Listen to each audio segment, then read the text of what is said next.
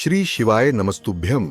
हर हर महादेव। दोस्तों रावण भगवान शिव का परम भक्त था और भगवान शिव की ही भक्ति करके मंत्र साधना और तंत्र साधनाओं के बल पर उसने संपूर्ण 9 ग्रहों को ही अपना दास बना लिया था, बल्कि सोने की लंका का राजा बन गया था।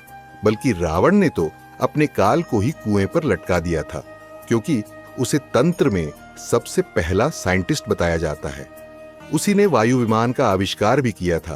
लेकिन आपको यह भी बता दें कि रावण को तांत्रिक रावण कहा जाता है, जो कि तंत्र में विश्वविख्यात था और पल भर में ही जो चाहे कर सकता था। उसे माया पर विजय प्राप्त थी। यही कारण था कि वह हमेशा हंसता रहता था और उसके 10 सर थे।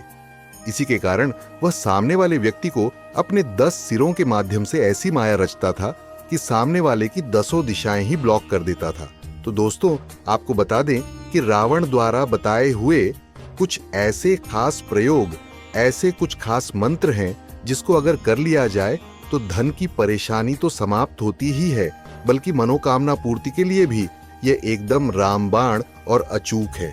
तो दोस्तों, ध्यान से इस वीडियो को देखकर इस जानकारी को प्राप्त करें, लेकिन उससे पहले वीडियो को लाइक करें, भगवान शिव को नमस्कार करें, बॉक्स में ओम नमः शिवाय लिखकर कमेंट करें। दोस्तों, आपको बता दें कि भगवान शिव की भक्ति के लिए रावण ने एक खास महल बनवा रखा था, जिसमें केवल वही प्रवेश करता था और वहां पर ऐसा कहा जाता है कि वह भगवान शिव से साक्षात बातें करता था। आपको यह जानकर भी हैरानी होगी कि रावण एक लेखक भी था, एक ज्योतिषाचार्य भी था, एक ब्राह्मण भी था, पंडित भी था, तांत्रिक भी था और एक बहुत बड़ा संगीतकार भी रावण को कहा जाता है।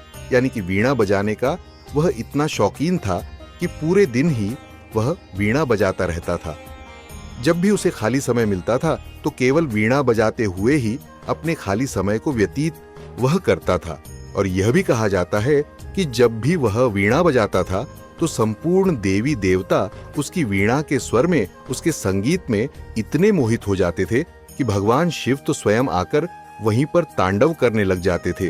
तो यही कारण है कि उसके बताए हुए जितने भी प्रयोग होते हैं वह बड़े ज्यादा तीव्र होते हैं, खास होते हैं, क्योंकि वह संपूर्ण चीजों में जानकारी रखता था।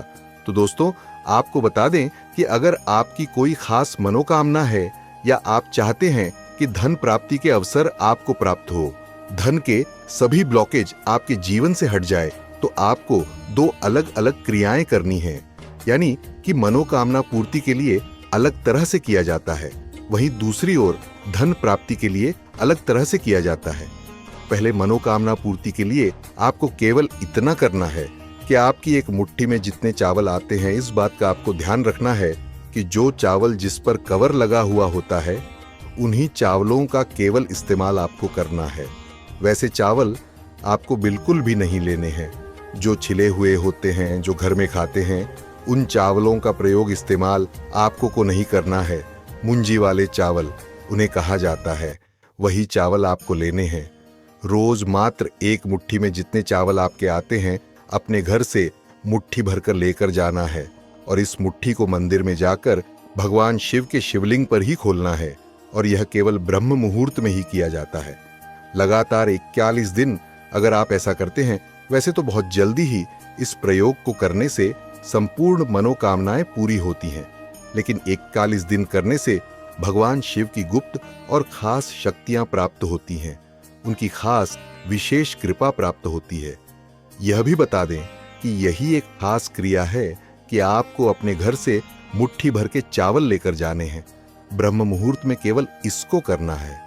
बीच रास्ते में किसी से भी आपको बात नहीं करनी है। एक हाथ में एक लोटा जल आपको ले लेना है और इसे आपको शिवलिंग पर चढ़ाना है।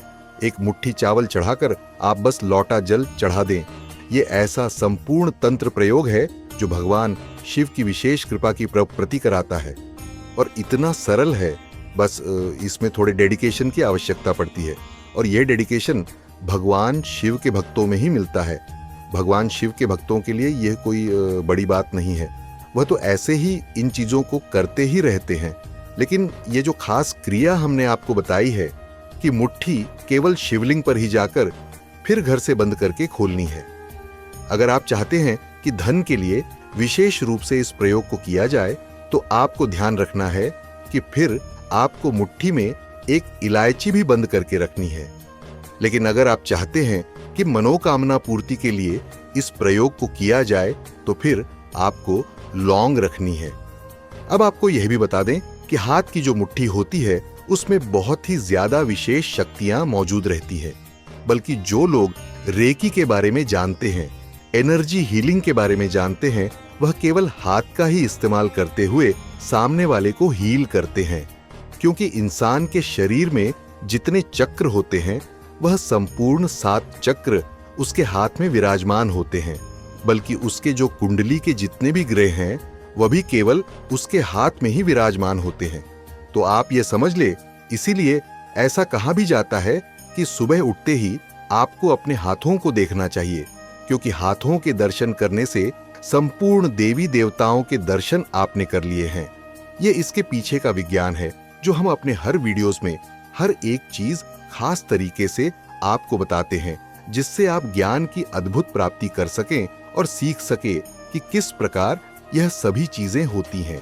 इसीलिए चैनल को सब्सक्राइब करें। तो दोस्तों, जैसा कि हमने आपको बताया है कि हाथों में संपूर्ण 7 चक्र होते हैं, संपूर्ण ग्रह मौजूद रहते हैं। बल्कि सिर्फ हाथों को देखकर ही किसी भी व्यक्ति की किस्मत का भी पता लगाया जा सकता है। जिन लोगों के हाथ थोड़े खुरदरे होते हैं या जिन पर धारियां बहुत ही ज्यादा अधिक स्पष्ट रूप से दिखाई देती हैं, तो ऐसे लोगों की किस्मत थोड़ी कमजोर होती है। वह अपने पूरा जीवन ही मेहनत करते रह जाते हैं, लेकिन जिस चीज को वह चाहते हैं उस चीज को प्राप्त नहीं कर पाते हैं। और उनकी एक खासियत यह भी होती है कि वह तो सबकी मदद करते हैं, लेकिन जब उन्हें मदद की आवश्यकता पड़ती है तो कोई भी उनके लिए नहीं होता है। ठीक इसी प्रकार जिस व्यक्ति के हाथ कोमल होते हैं, थोड़े से लाल गुलाबी होते हैं और उसकी हथेली थोड़ी उभार लिए हुए होती है, तो ऐसा व्यक्ति किस्मत का बहुत ज्यादा धनी और बलवान होता है। वह जिस भी चीज में हाथ डालता है उसे निश्चित सफलताएं मिलती हैं। तो दोस्तों, आप इस बात का भी ध्यान रखा करें कि जब भी आप शिवलिंग पर कुछ चढ़ाते हैं तो आपको अपने दोनों हाथ कुछ देर के लिए शिवलिंग पर रख देने चाहिए और उस समय आंखें बंद करके भगवान शिव का ध्यान करते हुए ओम नमः शिवाय का जाप करना चाहिए।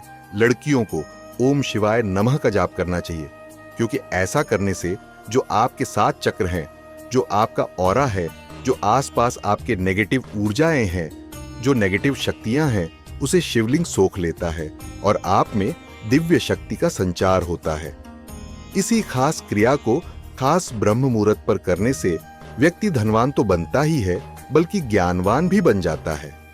आपको यह भी बता दें कि जो व्यक्ति धनवान होता है तो उसके धन को तो छीना जा सकता है, लेकिन जो व्यक्ति ज्ञानवान है उसे किसी भी प्रकार से उसके ज्ञान को नहीं छीना जा सकता है, बल्कि अगले जन्म में भी वह उसी ज्ञान के साथ जन्म लेता है। इसीलिए ज्ञान को सबसे बड़ी संपत्ति और सुख कहा जाता है। इसके बल पर इंसान कुछ भी प्राप्त कर सकता है और ब्रह्म मुहूर्त में रावण रोज इसी क्रिया को करके ज्ञानवान बन गया था। आपको यह भी बता दें कि जो ब्रह्म मुहूर्त का समय होता है उस समय पृथ्वी और ब्रह्मांड का कुछ खास कनेक्शन होता है, जिसमें शक्तियों का संचार होता है। यानी कि इस प्रकार से कहा जा सकता है कि स्वयं पृथ्वी और पृथ्वी की जितनी भी चीजें हैं वह ब्रह्म मुहूर्त में ही ब्रह्मांड से शक्तियों को प्राप्त करती हैं।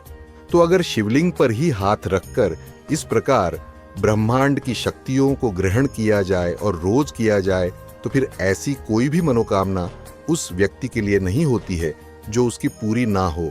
यह इतनी ज्यादा खास क्रिया है कि जिस प्रकार हमने आपको बताया है उसी प्रकार केवल आप करते हैं तो निश्चित ही अगले दिन से इसके प्रभाव को देखेंगे। सबसे पहला लाभ तो इसका आपको यह मिलेगा कि जिस दिन आप इस प्रयोग को करेंगे, इस क्रिया को करना शुरू करेंगे, उस दिन आप खुद नोटिस करें कि कोई भी चीज आपको विचलित नहीं कर पाएगी, कोई भी दुख आपको पकड़ नहीं पाएगा। इस संसार में तो दुख हर जगह मौजूद है, ऐसा कहा जाता है, लेकिन जो व्यक्ति उस दुख को कुछ भी ना समझे उसे केवल ज्ञानी कहा जाता है। क्योंकि अगर आपने दुख को मन से हरा दिया तो फिर वह दुख आपको पकड़ ही नहीं सकता है, और अगर आप अपने जीवन में अच्छी चीजों को अपने दिमाग में भरते हैं तो यही काम ये क्रिया करती है, यानी कि आपके संपूर्ण 7 चक्रों को बैलेंस करती है, क्लीन करती है और आपका जो ऑरा है उसको रिपेयर करती है। पहले दिन से ही इसके प्रभाव मिलते हैं और उस समय जिस समय आप हाथ रखेंगे तो उस समय ओम नमः शिवाय का जाप करते हुए आप केवल बस अपनी मनोकामनाओं को रोज बोलकर आ जाया करें। फिर आपका चाहे कैसी भी मनोकामना हो, कोई भी कितने भी वो बड़े संकट में ही क्यों ना हो, फिर हर प्रकार से मदद प्राप्त होती है। यह भी बात आप ध्यान रखें कि इस संसार में जितने भी गण हैं, जितने भी देवी देवता हैं, वह केवल भगवान शिव के ही भक्त हैं और जो सिर्फ भगवान शिव की पूजा करता है, भक्ति करता है, तो ऐसे व्यक्ति के सभी गण सहायता करते हैं, पितृ सहायता करते हैं, कुल देवी कुल देवता जितने भी तांत्रिक देवियां हैं उसकी सहायता करती हैं। और ओम नमः शिवाय को तो महामंत्र कहा जाता है, लेकिन काफी लोगों को इसकी क्रियाओं का पता नहीं होता है, इसलिए काफी लोग इसका लाभ नहीं उठा पाते ते हैं। तो शिवलिंग पर ब्रह्म मुहूर्त में ऐसे हाथ रखते हुए ध्यान करते हुए ओम नमः शिवाय का जाप करने से आप खुद ही इस चमत्कार को देखेंगे कि आपको ऐसा अद्भुत प्रतीत होगा कि कुछ न कुछ शक्ति आपको निश्चित ही प्राप्त हो रही है। और यह आपको तब पता चलेगा जब आप खुद करके इसको देखेंगे। तो ये देखें कि कितनी सरल सी क्रिया है, लेकिन इसमें कितना गुप्त ज्ञान छुपा हुआ है। तो आज के लिए केवल इतना ही। चैनल को सब्सक्राइब करके बेल बटन अवश्य दबाकर रखें, जिससे जानकारी आपको समय पर मिला करे। मिलते हैं किसी और नए उपाय, नए जानकारी के साथ। तब तक के लिए ओम नमः शिवाय।